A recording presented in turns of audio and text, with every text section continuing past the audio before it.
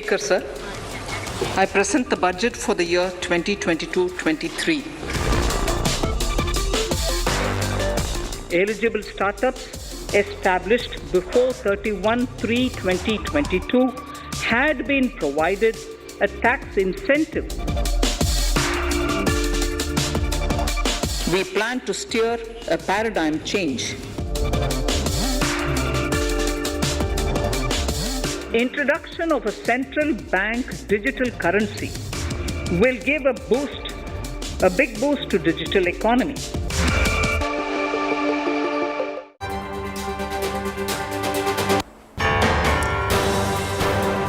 नमस्कार, आप देख रहे हैं गुड न्यूज टुडे और हमारी बजट पर खास पेशकश के साथ मैं हूं अनंत भट्ट। मेरे साथ मौजूद रहेंगी मेरी सहयोगी साक्षी। गांव की फिक्र, न्यू इंडिया का खाका और आत्मनिर्भर भारत की झलक। वित्त मंत्री निर्मला सीतारमण का बजट भाषण आज कुछ ऐसा ही नजर आया। हालांकि टैक्स में छूट का इंतजार करने वालों को वित्त मंत्री ने मायूस जरूर किया, लेकिन कॉरपोरेट और सहकारी संस्थाओं के लिए लुभावने ऐलान भी किए। बिल्कुल, उन्होंने बाजार का दिल जरूर खुश कर दिया और साथ ही बजट में गांवों की फिक्र भी दिखी। वित्त मंत्री ने किसानों की खुशहाली का रोड मैप भी देश को बताया। साथ ही डिफेंस के क्षेत्र में आत्मनिर्भर भारत की झलक भी देश को दिखा दी। क्या है इंडिया का बजट पर फर्स्ट रिएक्शन और क्या है बजट को लेकर एक्सपर्ट्स कमेंट्री? इस पर आगे 1 घंटा हम सभी एक्सपर्ट से बातचीत करेंगे।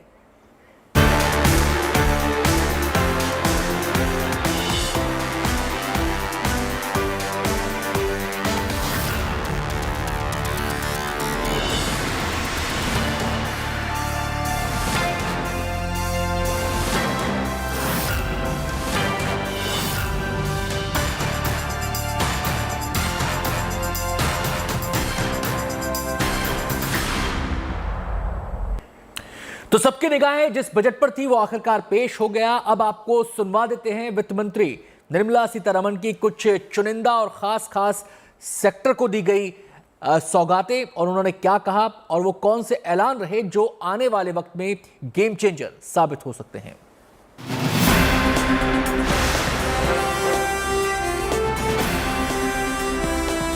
रियायतें बहुत देनी चाहिए थी और ज्यादा देनी चाहिए थी थोड़ी। तो मेरे हिसाब से उनको कुछ ना कुछ व्यापारी को छूट देनी चाहिए थी। आम आदमी के लिए इसमें कुछ नहीं है। गवर्नमेंट ने क्रिप्टो करेंसी को 30% टैक्स प्लस 1% TDS के साथ लागू भी कर दिया है और ये भी बोला है कि हम क्या कहते हैं अपनी खुद की डिजिटल करेंसी भी लेके आएंगे। Sir, I present the budget for the year 2022-23. 1 घंटा 31 मिनट। देश के वित्त मंत्री ने ठीक इतने ही समय में साल भर के खर्च और कमाई का लेखा जोखा देश के सामने रख दिया। States will be encouraged to revise syllabi. आजादी के अमृत वर्ष में आया ये बजट किसी की झोली सौगातों से भर गया तो वहीं कुछ हथेलियां खाली की खाली ही रही। 2022 के बजट में जहां एक और क्रिप्टो करेंसी और डिजिटल यूनिवर्सिटी को लेकर अहम कदमों का ऐलान हुआ, तो वहीं 9 साल बाद भी सरकार ने नए टैक्स स्लैब से दूरी ही बनाए रखी। आत्मनिर्भर Bharat has received excellent response. लेकिन इस बार के बजट में कुछ खास गुड न्यूज बेहद खास रही। मसलन गरीबों के लिए 80 लाख घर बनाने के लिए 48,000 करोड़ रुपए के बजट की घोषणा, 60 लाख नए रोजगार पैदा करने का जिक्र, डाकघरों में ATM लगाने की घोषणा, इलेक्ट्रॉनिक चिप वाले ई-पासपोर्ट जारी करने का ऐलान, PM ई-विद्या का 1 class 1 TV channel program 12 channel से बढ़ाकर 200 चैनल किए जाने की घोषणा और व्यावसायिक शिक्षा के लिए डिजिटल यूनिवर्सिटी की शुरुआत। ये बजट मोर इंफ्रास्ट्रक्चर, मोर इन्वेस्टमेंट, मोर ग्रोथ और मोर जॉब्स की नई संभावनाओं से भरा हुआ है। और एक नया क्षेत्र और खुला है और वो है ग्रीन जॉब्स का। ये बजट तत्कालीन आवश्यकताओं का भी समाधान करता है और देश के युवाओं के उज्जवल भविष्य को भी सुनिश्चित करता है। बजट की इन घोषणाओं ने जहां देश को खुश होने का मौका दिया, तो वहीं कुछ कमियां ऐसी भी रहीं जो लोगों को पूरे साल खलने वाली हैं। दरअसल 5 राज्यों में दहलीज पर खड़े चुनाव के चलते देश का नौकरी पेशा तबका अब की बार टकटकी लगाए बैठा था। मध्यम वर्ग को उम्मीद थी कि चुनावी साल में वित्त मंत्री राहतों का पिटारा खोल देंगी और आयकर में छूट का सूखा इस बार खत्म होकर रहेगा, लेकिन ऐसा हुआ नहीं। जो बजट पास हुआ है इसके लिए तो बहुत खुशी है। मुला सबसे बड़ी बात यह है कि रियायतें बहुत देनी चाहिए थी और ज़्यादा देनी चाहिए थी थोड़ी। आम आदमी के लिए कुछ खास नहीं है वैसे देखा जाए तो। वैसे अभी कोविड के कारण काफ़ी परेशानी आ रही है व्यापारिक लोगों को, तो मेरे हिसाब से हम लोग कुछ ना कुछ व्यापारी को छूट देनी चाहिए थी। आम आदमी के लिए इसमें कुछ नहीं है, जो कुछ है वो आपका कॉप्टर सेक्टर के लिए उन्होंने बहुत बढ़िया दिया है। वैसे आम आदमी के लिए कोई इसमें फ़र्क नहीं है। टैक्स फ्री इनकम की लिमिट बढ़ाने की उम्मीद थी, लेकिन ये घोषणा नहीं हुई और न ही टैक्स स्लैब को रिवाइज किया गया। 80C के तहत निवेश और खर्चों में पुरानी लिमिट 1.5 लाख है। उम्मीद थी कि इसे बढ़ाया जाएगा, लेकिन ऐसा हुआ नहीं। साथ ही वर्क फ्रॉम होम कर्मचारियों के लिए भी किसी स्पेशल अलाउंस का ऐलान नहीं किया गया। लेकिन कॉर्पोरेट जगत को थोड़ी राहत देते हुए कॉर्पोरेट टैक्स को 18% से घटाकर 15% कर दिया गया है। साथ ही लोगों के लिए अब 2 साल पुराने टैक्स रिटर्न को अपडेट कर पाने का रास्ता भी खोल दिया गया। वहीं इस बार किसानों को उम्मीद थी कि प्रधानमंत्री किसान सम्मान निधि को 6,000 से बढ़ाकर 9,000 किया जाएगा। बजट में ये ऐलान तो नहीं हुआ, लेकिन अन्नदाता के लिए कुछ और ऐसे ऐलान जरूर हुए जो निश्चित तौर पर किसानों के लिए फायदेमंद साबित होंगे। अब MSP का 2.37 लाख करोड़ सीधे किसानों के खाते में जाएगा। बजट में किसान drone, natural farming, land digitization को प्रमोट करने पर जोर दिया गया है। इसके अलावा गंगा के किनारे 5 किलोमीटर के दायरे में ऑर्गेनिक खेती पर फोकस करने की बात की गई है। बजट में नाबार्ड के जरिए एग्रीकल्चर स्टार्टअप्स को फाइनेंस करने की बात भी की गई है।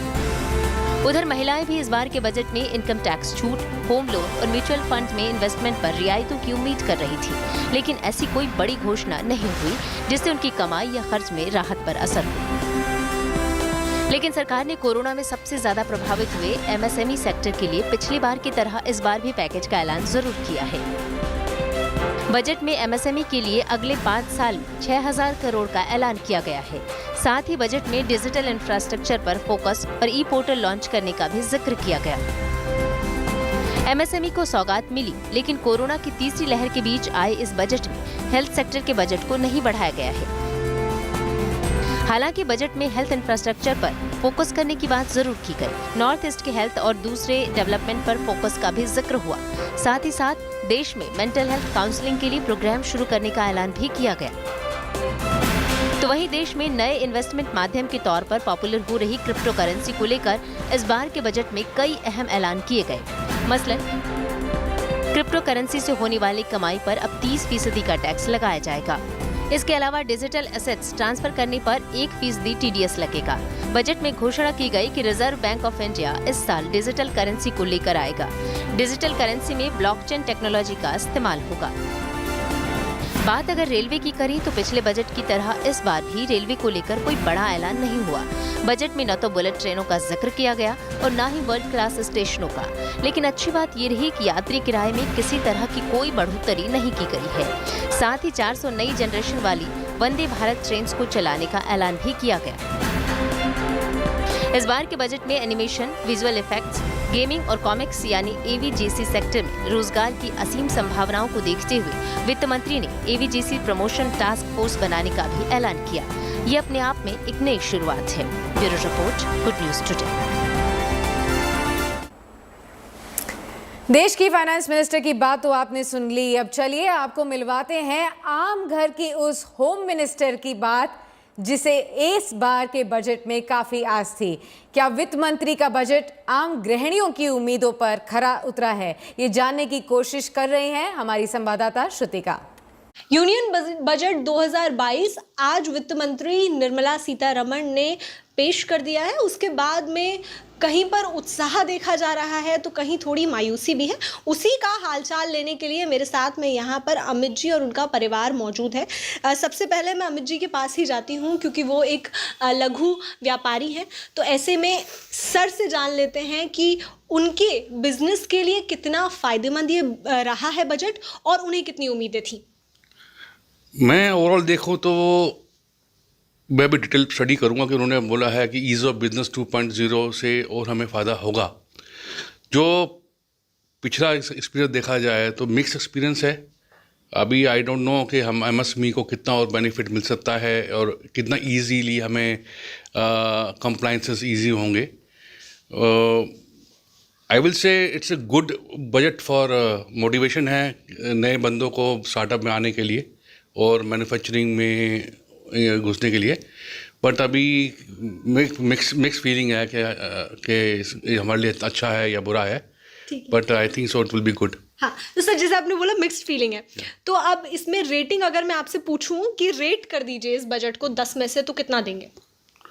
Business perspective I will say it's a 7 out of 10। तो देखिए 7 रेटिंग यहाँ से अमित जी ने दी है और यहाँ पे अमित जी की वाइफ भी मौजूद है। उनसे जान लेते हैं कि घर पे कितना असर पड़ेगा और उनको बजट कैसा लगा। जितने भी अनाउंसमेंट हुए हैं उसमें कुछ भी घर का बजट बेटर करने में तो कोई अनाउंसमेंट नहीं था जी। ओवरऑल बजट में भी 6 या 7 रेट कर सकते हैं, क्योंकि डिजिटलाइजेशन से जो भी उन्होंने स्टेप्स बोले हैं, एजुकेशन, हेल्थ केयर, वो शायद फ़ायदा पहुंचाएंगे अगर एग्जीक्यूट हो पाए प्रॉपर्ली। जी देखिए, तो जो डिजिटलाइजेशन है और जो हेल्थ केयर के लिए चीज़ें आई हैं वो बहुत इंपॉर्टेंस रखती हैं और मेरे साथ में अमित जी के बेटे भी हैं। तो आपको कुछ अच्छा लगा बजट में? ई विद्या के चैनल्स उन्होंने पहले 12 थे, अब 200 कर दिए, तो वो रूरल एरिया के बच्चों के लिए अच्छा है। तो कितना रेट करेंगे आप बजट को? 7। तो देखिए 7 मोस्टली बजट को रेट किया जा रहा है। यहाँ पे स्टूडेंट्स की राय ये है कि जो ई विद्या के चैनल्स बढ़ाए गए हैं वो फ़ायदेमंद रहेंगे, साथ ही जो एमएसएमई के लिए घोषणाएं हैं वो फ़ायदेमंद रहेंगी। तो आगे उम्मीद ये रहेगी कि ये धरातल पे अच्छे से इस जो बजट आया है उसकी सारी जो अनाउंसमेंट हुए हैं उनको दूर दूर तक पहुँचाया जाए और इम्प्लीमेंटेशन जो है वो सही ढंग से हो। कैमरा पर्सन अनूप के साथ श्रुतिका, नोएडा। तो बजट के हर पहलू पर बातचीत करने के लिए हमारे साथ खास मेहमानों का पैनल जुड़ चुका है। हमारे संवाददाता भी फील्ड में मौजूद हैं, वहां से लोगों का रिएक्शन लगातार आप तक पहुंचा रहे हैं। तो सबसे पहले बता देते हैं इस समय हमारे साथ चर्चा में कौन कौन शामिल है। हमारे साथ रुचिका भगत हैं जो कि टैक्स एक्सपर्ट हैं, अमन मित्तल हैं, वाइस प्रेसिडेंट हैं लवली प्रोफेशनल यूनिवर्सिटी के, साथ में हमारी संवाददाता रंजना सिंह राठौर, जिनके साथ भी कुछ खास मेहमान इस चर्चा में शामिल होंगे। तो चर्चा की शुरुआत सबसे पहले रुचिका जी से करना चाहेंगे। टैक्स एक्सपर्ट हैं और जो सबसे ज़्यादा निगाहें बजट में लगी रहती हैं जिस सेगमेंट पर, वो होता है टैक्स स्लैब का ही। लेकिन इस बार भी रुचिका जी यही कहेंगे निराशा ही हाथ लगी है या फिर कुछ ऐसा भी है जो थोड़ी बहुत खुशी दे सकता है? थोड़ा आशावादी, थोड़ा निराशावादी जी, ऐसा बजट है ये। अगर मैं कहूँ कि सब कुछ बुरा है तो ऐसा नहीं है, बट सब कुछ अच्छा भी नहीं है, दोनों तरफ से ही है। अगर आप देखें जो बहुत ज्यादा एक्सपेक्टेड था इस बार बजट से कि हमारा टैक्स स्लैब बढ़ेगा, वो नहीं बढ़ा जो सबसे ज्यादा एक्सपेक्टेड था। उसके अलावा काफी सारी डिडक्शंस थी, रिलीफ थी जो सरकार से एक्सपेक्टेड थी एक आम आदमी के लिए, जो काफी टाइम से पेंडिंग भी थी। अगर आप देखें वो एरिया कवर ही नहीं हुआ ऑलमोस्ट 14-15 के बाद से, तो वो वाला एरिया तो कवर ही नहीं हुआ, अभी भी नहीं कवर हुआ। बट कुछ एरियाज कवर हुए, कुछ कंफ्यूजन्स दूर हुई। जैसे मैं आपको बताती हूँ क्रिप्टो करेंसी का है, आरबीआई अब जो भी क्रिप्टो करेंसी इशू करेगी उस पर टैक्स 30% है, ये क्लियर हो गया। पहले इसके ऊपर बहुत ज्यादा कंफ्यूजन थी कि इसको कहाँ टैक्स करेंगे, कितना टैक्स करेंगे और क्या क्या डिडक्शंस होंगी। तो आज गवर्नमेंट ने इसके ऊपर क्लियर कर दिया कि इसके ऊपर 30% टैक्स है, कोई छूट नहीं मिलेगी, गिफ्ट मिलेगा तो भी वो टैक्सेबल है।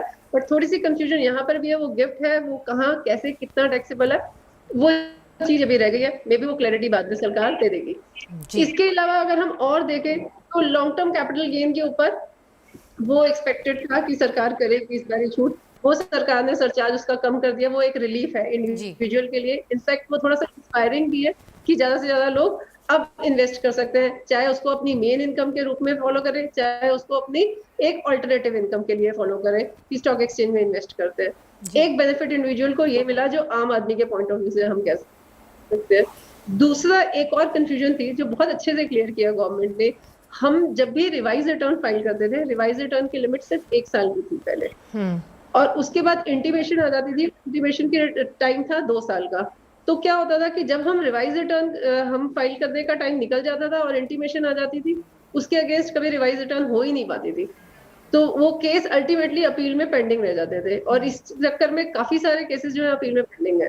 तो इस पे एक बहुत अच्छी क्लैरिटी सरकार ने दे दी है। 2 साल तक एसएससी अपने आप से ही कुछ पेनल्टीज देके रिवाइज रिटर्न फाइल कर सकता है। ये एक बहुत अच्छा कदम है सरकार का और ये कंफ्यूजन भी क्लियर हो गई है। दूसरी तरफ अगर मैं आम आदमी से हट के कॉर्पोरेट सेक्टर पे जाती हूँ तो कॉर्पोरेट सेक्टर को रिलीफ मिली है, टेक्नोलॉजी सेक्टर को रिलीफ मिली है, स्टार्टअप मिली है। स्टार्टअप का जो 3 साल था उसको उन्होंने 1 साल और एक्सटेंड कर दिया। ये एक अच्छा स्टार्टअप्स के लिए बेनिफिट है, एक उनको बूस्ट मिलेगा जो एक जरूरत भी थी कि स्टार्टअप्स जिस तरह से हमारा जो अगर आप देखें अभी इंडिया जो है वो 3rd रैंक पे आ गया, तो ये बहुत एक अच्छा स्टेप था। इसके अलावा अगर हम और देखें आम आदमी के पॉइंट ऑफ व्यू से ठीक कॉर्पोरेट सेक्टर से अच्छा एक बजट है जी, एक लॉन्ग टर्म पर्सपेक्टिव का बजट है जो फ्यूचर को देखता है, करंट को नहीं बट फ्यूचर को अच्छे से देखता है। जी, तो फ्यूचर प्रोस्पेक्ट्स बहुत है, एम्प्लॉयमेंट जनरेशन है, ये हम आसानी से कह सकते हैं इस बजट को देखकर। जी बिल्कुल, एक long term futuristic budget present किया है फाइनेंस मिनिस्टर ने। रुचिका जी मानती हैं। अमित जी, आपका रुख करना चाहूंगी और आपसे पहला रिएक्शन जानना चाहूंगी कि बजट की बारीकियां किस तरीके से अब आप देख रहे हैं। पहला रिएक्शन बजट को देखने के बाद, क्या ये हिट है, मिस है, थोड़ा हिट थोड़ा मिस है, या फिर जो बूस्टर डोज की इस इकोनॉमी को ज़रूरत मिली चाहिए थी इस समय, क्या वो ये बजट दे पाएगा इकोनॉमी को? I think thank you. जो ये बजट की घोषणा की गई है, आई थिंक ये बजट को मैं ये नहीं कहूँगा कि बहुत ही प्रोग्रेसिव बजट है, बट ये भी नहीं कहा जाएगा कि ये बहुत ही रुका हुआ बजट है। काफ़ी सारी चीज़ें इसके अंदर डाली गई हैं जो रितिका मैम ने बताई भी है कि क्या क्या टैक्स के प्रावधान किए गए। Of course everybody was looking कि इस बार टैक्स स्लैब में कुछ चेंजेस होंगी, बट वो नहीं हुई हैं, एंड वो शायद एक बहुत बड़ी डिसअपॉइंटमेंट है आम आदमी को भी और हर लेवल के एक सोसाइटी में जो बंदा है। दैट वाज एक्सपेक्टिंग कि शायद टैक्स स्लैब में कुछ फर्क आएंगे, वो नहीं आए। वो एक बहुत बड़ा आई थिंक डिसअपॉइंटमेंट है। बट ओवरऑल आई थिंक इस बजट को बहुत निराशाजनक बजट नहीं कहा जा सकता।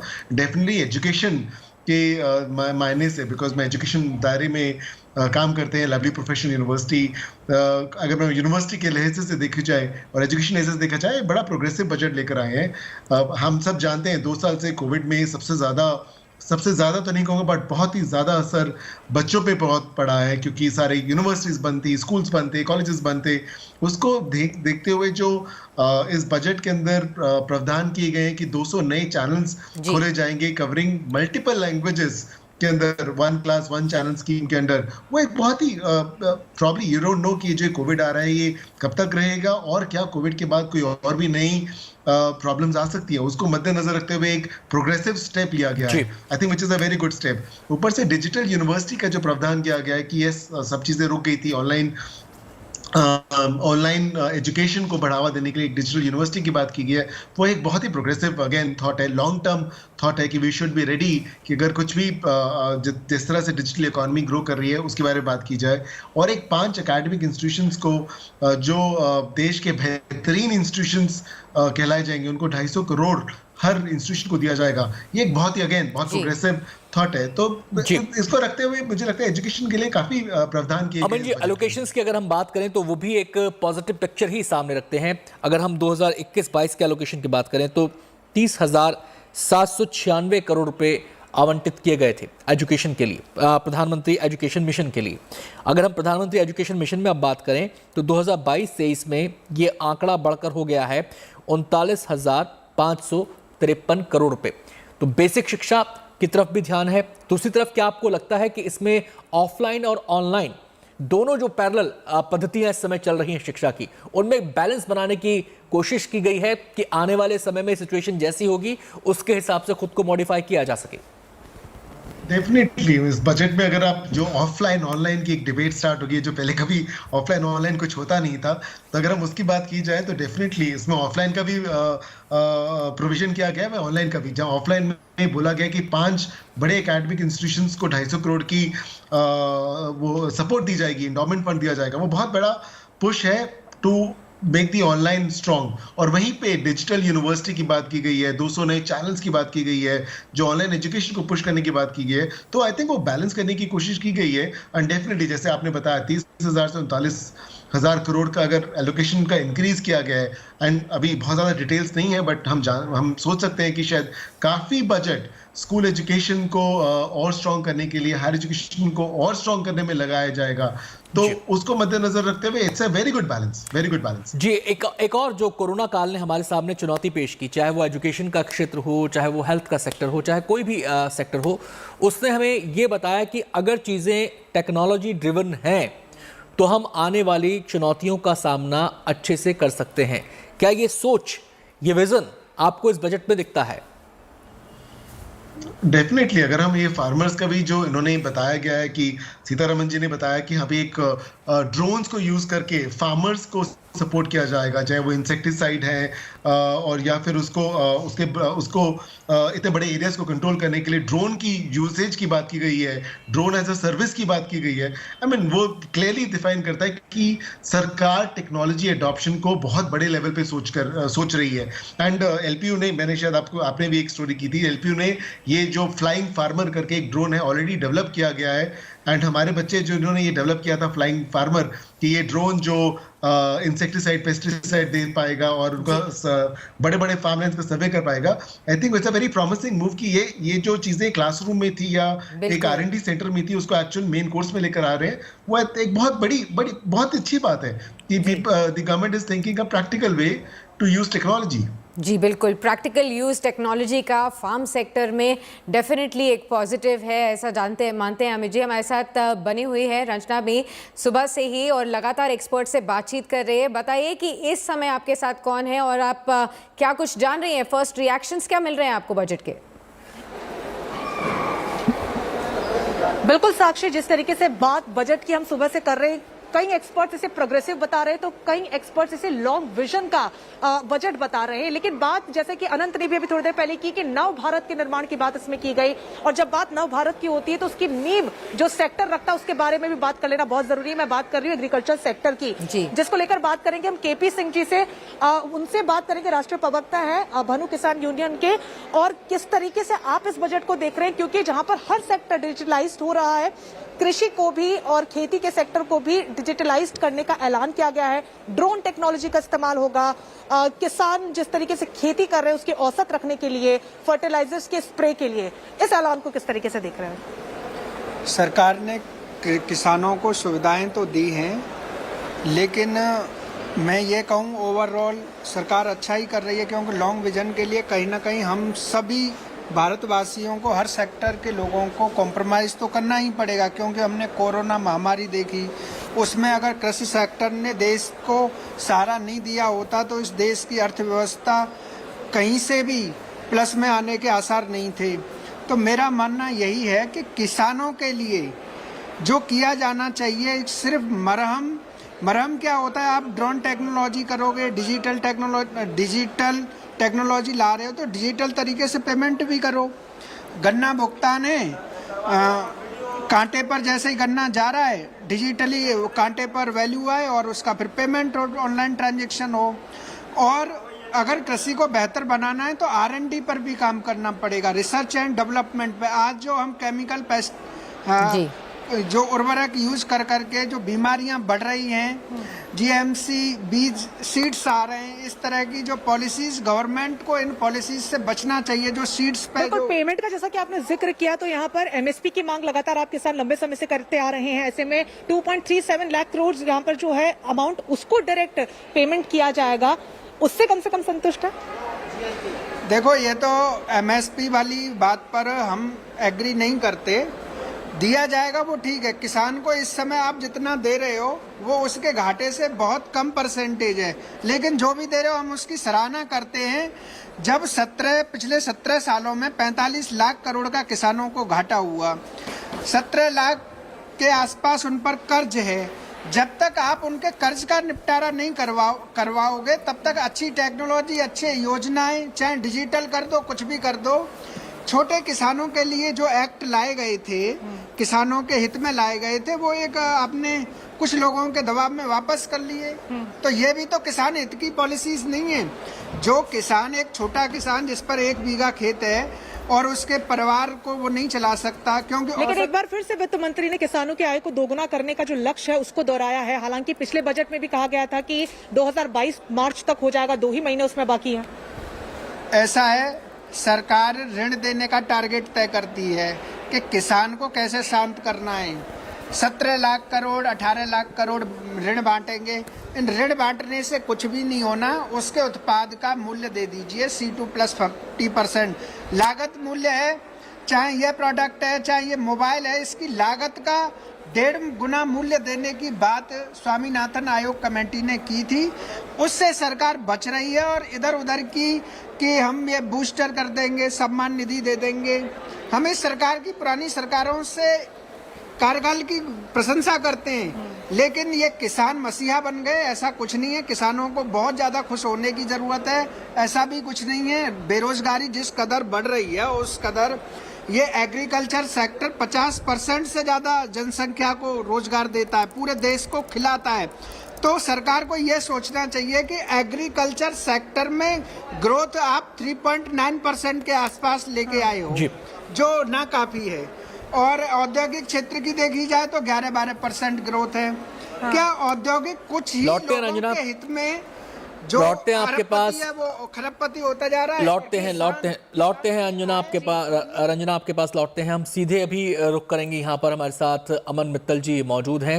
अमन जी, आत्मनिर्भर भारत की बात हो रही है, जो रोजगार के लक्ष्य हैं उनको लेकर बड़े बड़े टारगेट सेट किए जा रहे हैं और डिजिटाइजेशन की दिशा में लगातार कदम बढ़ाए जा रहे हैं। ये तमाम जो चीज़ें हैं, क्या आपको लगता है कि ये एम्प्लॉयमेंट जनरेशन में एक इम्पॉर्टेंट फैक्टर साबित हो सकते हैं, जो लक्ष्य जो टारगेट्स रखे गए हैं?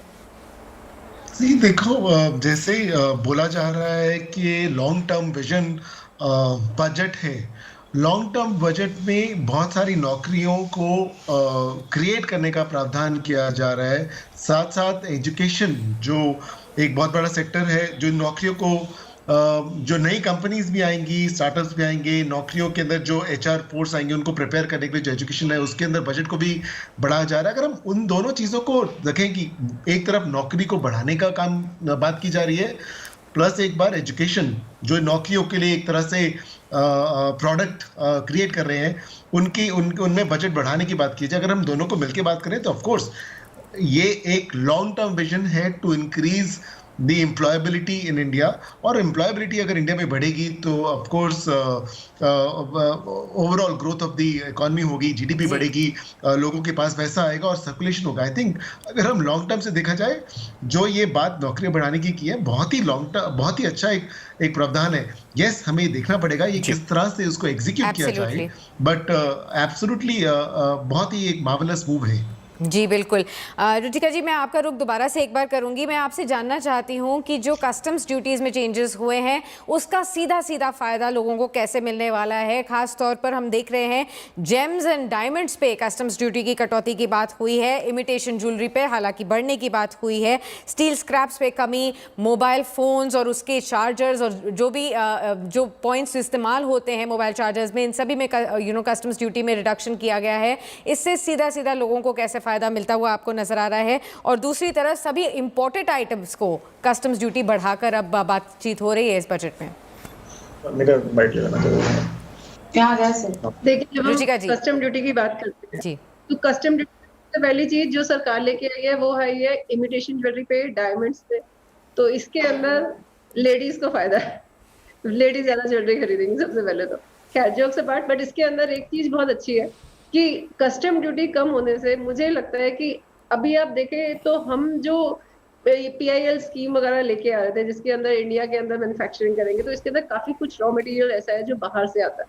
मैन्युफैक्चरिंग चाहे इंडिया में हो रही है बट वो रॉ मटेरियल बाहर से आ रहा है, तो उसके अंदर अगर कस्टम ड्यूटी कम हो रही है और उसके बाद वो रॉ मटेरियल इंडिया में प्रोसेस हो रहा है तो अल्टीमेटली एक इंडस्ट्रीज को ग्रोथ मिलेगी। तो ये इससे अगर आप देखें सिर्फ ये नहीं कि लग्जूरियस गुड्स, जैसे मैं जेम्स की बात करती हूँ, जेम्स जी रुचिका जी आपके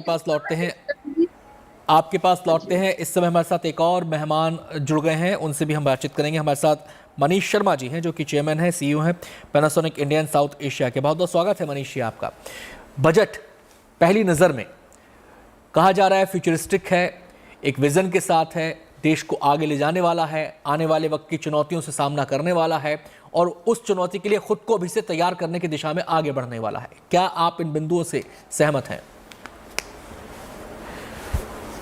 मैं काफी हद तक सहमत हूं और मेरे ख्याल से आपके चैनल के ऊपर मैंने पिछले साल जब ज्वाइन किया था तो मैंने एक बात कही थी कि इस बजट को एक देखने का जो नजरिया हो सकता है वो ये है कि एक तरफ हम बात करते हैं कि क्या हम चुनौतियों से डील कर सकते हैं या अपॉर्चुनिटीज को क्रिएट कर सकते हैं, बट एक नजरिया जो मैंने लास्ट ईयर भी आपके चैनल पर बोला था कि ये एक आयुर्वेदिक बजट है जिसका इम्पैक्ट आने में थोड़ा वक्त लग सकता है लेकिन एक लॉन्ग सस्टेनिंग इम्पैक्ट आएगा। और कहीं ना कहीं जहां से शुरुआत हुई, 25 साल का एक विजन लेके शुरुआत हुई, फिर दो बहुत ही क्लियर एक्शन आइटम्स अनाउंस हुए। मैं छोटे छोटे 2 एग्जांपल्स दूंगा। तो हमारा जो सबसे पहला चैलेंज जो आपने चुनौतियों की बात की वो ये है कि अगले 3 साल के अंदर हम जो इकोनॉमिक एजेंडा है, जो वैरायटी ऑफ रब ऑफ्स क्रिएट करता है, जैसे एम्प्लॉयमेंट क्रिएट करता है, आत्मनिर्भरता क्रिएट करता है, यदि हम मैन्युफैक्चरिंग को बैकवर्ड इंटीग्रेट करेंगे अपनी कंट्री के अंदर।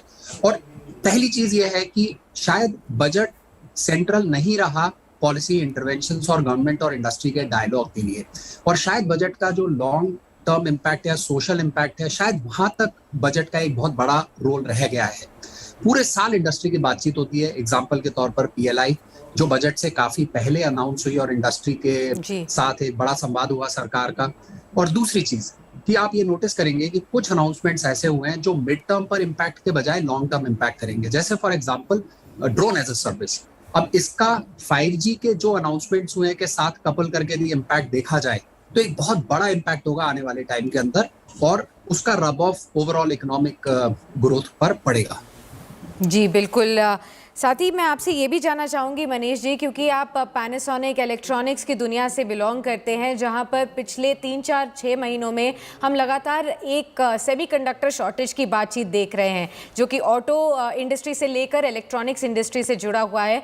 लगातार हाँ PLI स्कीम्स के ज़रिए सरकार एड्रेस करना चाहती है, लेकिन उम्मीद की जा रही थी कि जो डिमांड पर इम्पैक्ट पड़ रहा है इस वजह से उसके ऊपर कुछ सरकार ज़रूर लेकर आए। क्या वहाँ पर कुछ निराशा है या फिर आपको लगता है जो सरकार ने ऑलरेडी अनाउंसमेंट्स किए हैं उससे काफी हद तक जो इश्यूज है वो रिजॉल्व होते हुए नजर आएंगे?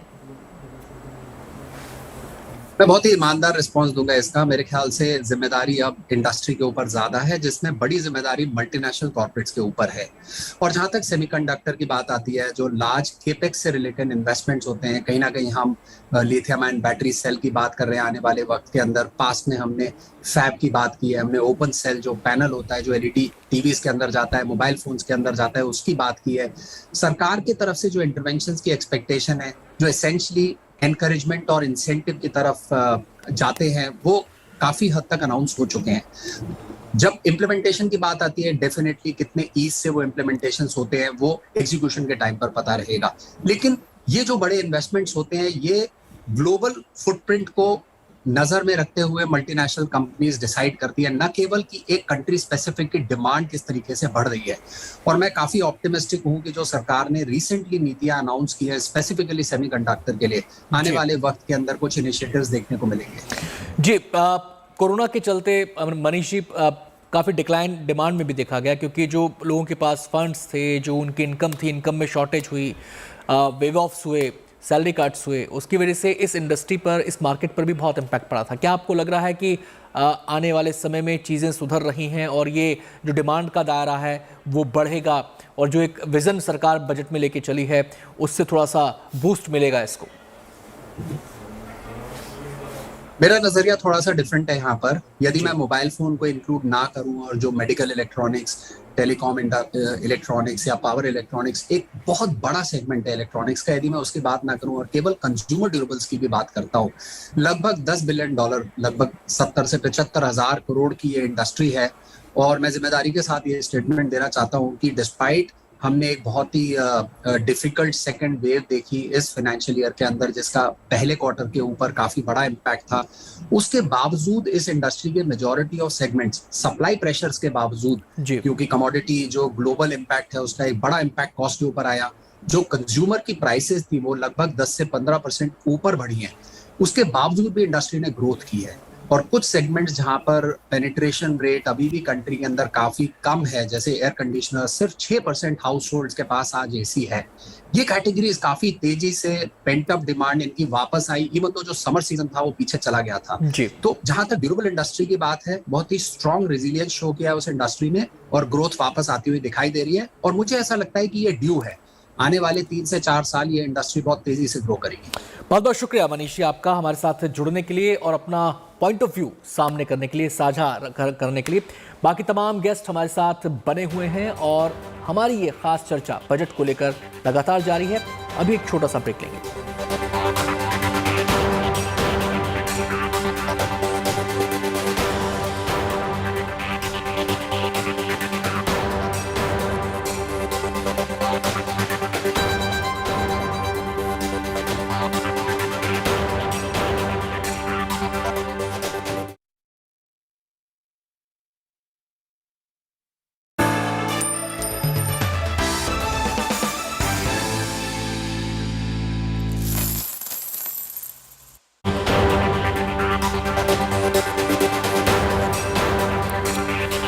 तो ब्रेक के बाद एक बार फिर से आपका स्वागत है। आप देख रहे हैं बजट पर हमारी खास पेशकश। लगातार मेहमानों से हमारी चर्चा जारी है। इस बीच हमारे साथ एक और खास मेहमान जुड़ गए हैं। हमारे साथ गौतम खन्ना जी इस समय जुड़ चुके हैं, जो कि चेयरपर्सन है FICCI health services and committee के। इसके अलावा सीईओ हैं पीडी हिंदुजा हॉस्पिटल के। गौतम जी बहुत बहुत स्वागत है आपका। इस बजट को लेकर हेल्थ सेक्टर भी काफ़ी टकटकी लगाकर देख रहा था। उम्मीदें की जा रही थी कि कुछ ऐसे इंसेंटिव्स अनाउंस किए जाएंगे जो आने वाली चुनौती और मौजूदा वक्त की ज़रूरतों को पूरा करेंगे। नेशनल जो डिजिटल हेल्थ इकोसिस्टम है उसको बनाने की बात इसमें की गई है। इसके अलावा नेशनल टेलीमेंटल हेल्थ की बात यहाँ पर की गई है। 23 सेंटर्स बनाने की बात की गई। तमाम अनाउंसमेंट जो हैं हेल्थ को लेकर या एलोकेशंस जो हैं, इनको आप कैसे देखते हैं? देखिए, हेल्थ के लिए कल जो शाम को इकोनॉमिक सर्वे आया था जी। उसमें अगर देखा जाए वो उसमें बहुत पॉजिटिव न्यूज़ थी कि 73% ग्रोथ ऑफ एक्सपेंडिचर हुआ है। शायद वो वैक्सीनेशन की वजह से हुआ, लेकिन एटलीस्ट हेल्थ केयर के ऊपर हुआ है, तो वो बहुत अच्छा था। प्लस करीब 2 करोड़ 22 लाख टेली कंसल्टेशन हुए हैं पिछले दिनों में। तो वो सब के चलते गवर्नमेंट का announcement about national digital health mission और इकोसिस्टम बनाने की बात is a very positive step, क्योंकि उससे क्या होगा कि हम अपना जो डिजिटल डिलीवरी अपने पेशेंट्स को, और इंडिया में जितने पेशेंट्स हमारे जो हॉस्पिटल नहीं पहुंच सकते हम उनको दे सकते हैं। वो तो एक बहुत अच्छी बात है। जो मेंटल हेल्थ के ऊपर अनाउंसमेंट है वो भी बहुत इंपॉर्टेंट है, क्योंकि फिजिकल हेल्थ के साथ मेंटल हेल्थ भी बहुत ज़रूरी है, और ये भी इसका भी हम स्वागत करते हैं। और एक बात कल के सर्वे में और थी कि 17.5 करोड़ आयुष्मान कार्ड इशू हुए हैं और करीब 2.73 पौने 3 करोड़ एडमिशन हुए हैं आयुष्मान भारत के अंदर। तो ऐसी स्कीम अगर सरकार थोड़ी मिडिल क्लास के लिए भी ले आती तो देश के लिए थोड़ा अच्छा होता, क्योंकि अभी ये सिर्फ एक पर्टिकुलर सेगमेंट के लिए है। इम्पॉर्टेंट बात यह है कि आज के बजट स्पीच में हमारी फाइनेंस मिनिस्टर ने नहीं बोला, लेकिन शायद डिटेल्स में है कि करीब जो हेल्थ इंफ्रास्ट्रक्चर मिशन है उसमें 614% की एलोकेशन की ग्रोथ हुई है। पहले 585 करोड़ था, अब 4176 करोड़ का उसमें एलोकेशन है। सो इसका मतलब है कि वो इंफ्रास्ट्रक्चर के लिए वो पुश होगा।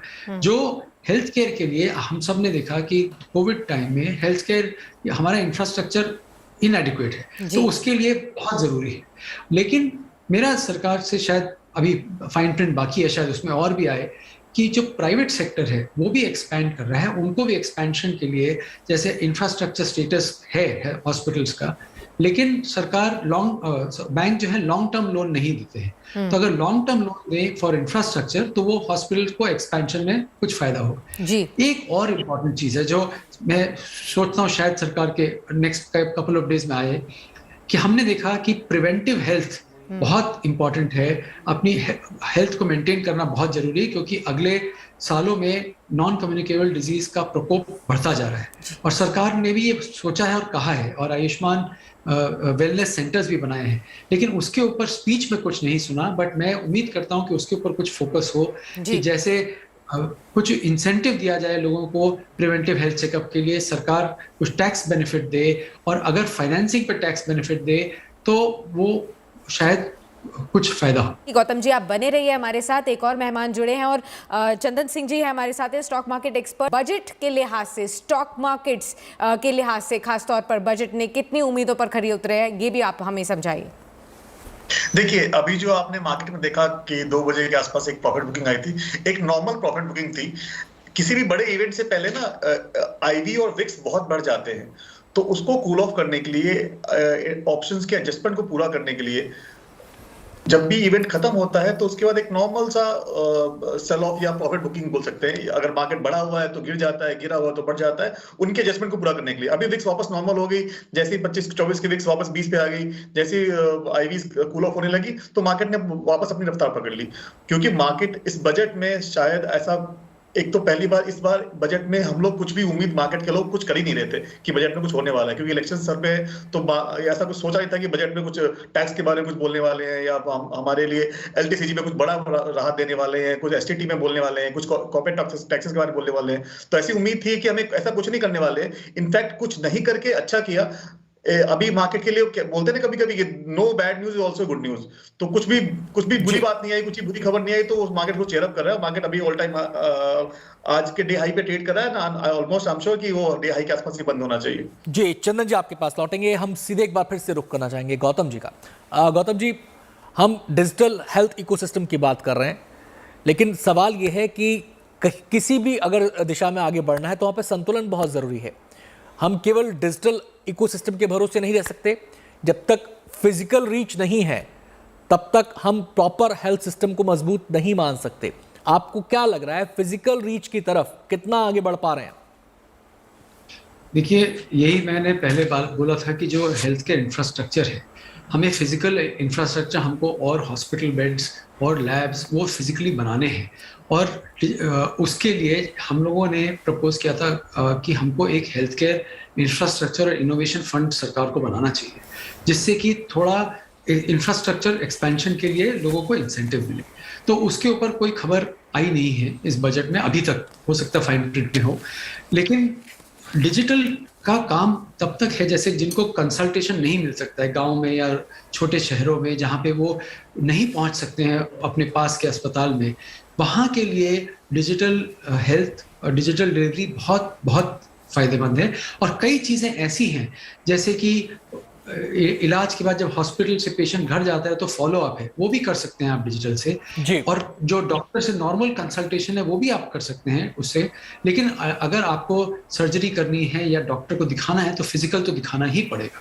तो इसलिए दोनों का संतुलन होना ही चाहिए कि physical infrastructure plus digital infrastructure, और digital infrastructure has to be supported कि फिजिकल सपोर्ट करे। और इन सब के चीज़ों के साथ एक चीज़ और है, मैं आपको एक बोलना चाहूँगा कि डॉक्टर, नर्सेस और पैरामेडिकल स्टाफ के बिना ये नहीं चल सकता। तो हमको इन सब फिजिकल इंफ्रास्ट्रक्चर, डिजिटल और प्लस मैन पावर, उसके ऊपर तो हमको ध्यान देना ही होगा, क्योंकि अगर हमारे पास डॉक्टर नहीं होंगे तो हम क्या करेंगे।